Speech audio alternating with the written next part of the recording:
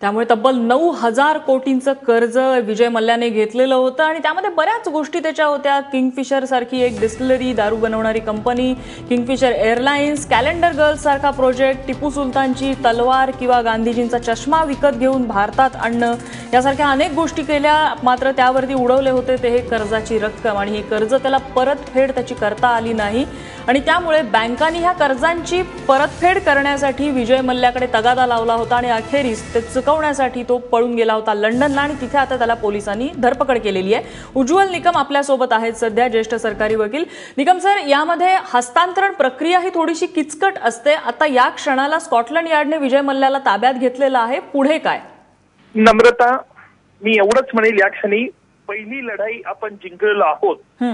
आपला आणि इंग्लंड बरोबर गुन्हेगार हस्तांतर कायदा झालेला आहे, हस्तांतर ट्रिटी झालेली आहे आणि त्यानुसार मुंबईच्या सक्षम न्यायालयाने त्याच्या विरुद्ध नॉन बेलेबल वॉरंट इंटरपोलने त्याच्या विरुद्ध ब्रिटिश पोलिसांनी त्याच्या विरुद्ध ते बजावलेलं आहे आणि म्हणूनच आज विजय मल्ल्याला अटक झालेली आहे। पण यापुढची जी पावलं असतील ही अत्यंत काळजीपूर्वक व जपून आपल्याला करावी लागणार आहेत। त्याला कारण दोन आहेत।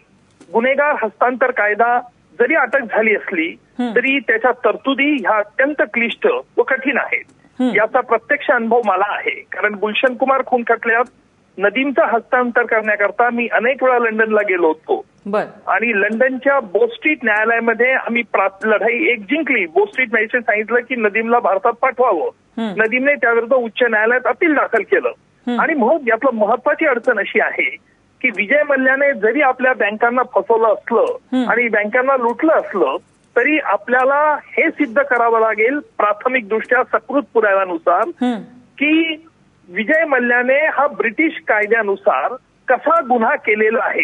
लक्षात घ्या, अडचण अशी आहे, आपण गोळा करतो पुरावा हा आपल्या कायद्यानुसार, ब्रिटिश कायदा पुराव्याची चिरफाड करतं हे त्यांच्या कायद्यानुसार आणि ब्रिटिश न्यायालयाला आपल्याला पटवून द्यावं लागेल। अर्थात आपल्याला म्हणजे क्राऊन प्रॉसिक्युशन सर्व्हिस आणि म्हणजे ती ब्रिटिश सरकारची प्रॉसिक्युटिंग एजन्सी आहे, त्यांच्यावरती ही नैतिक जबाबदारी असते आणि म्हणून हे सीबीआयच्या पथकाने अधिक काळजीपूर्वक भान ठेवलं पाहिजे। सीबीआयच्या पथकाने याचा सखोल अभ्यास केला पाहिजे।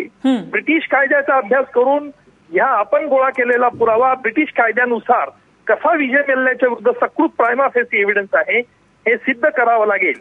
नदीमच्या लढाईमध्ये आम्ही बो स्ट्रीट मॅजिस्ट्रेटने आमच्या बाजूने निकाल दिला।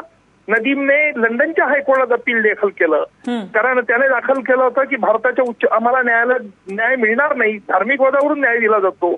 म्हणून माझी न्यायमूर्ती पेन्शनची साक्ष मी लंडनच्या न्यायालयात आम्ही घेतली होती आणि म्हणून हे क्राऊन प्रॉसिक्युशन सर्व्हिस आणि सीबीआय यांनी ताळमेळ बरोबर बसवला पाहिजे।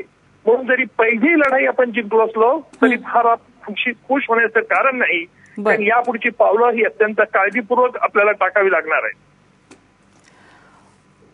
निकम सर, धन्यवाद, तुम्ही यामधली कायदेशीर बाजू आम्हाला समजावून सांगितली त्याबद्दल।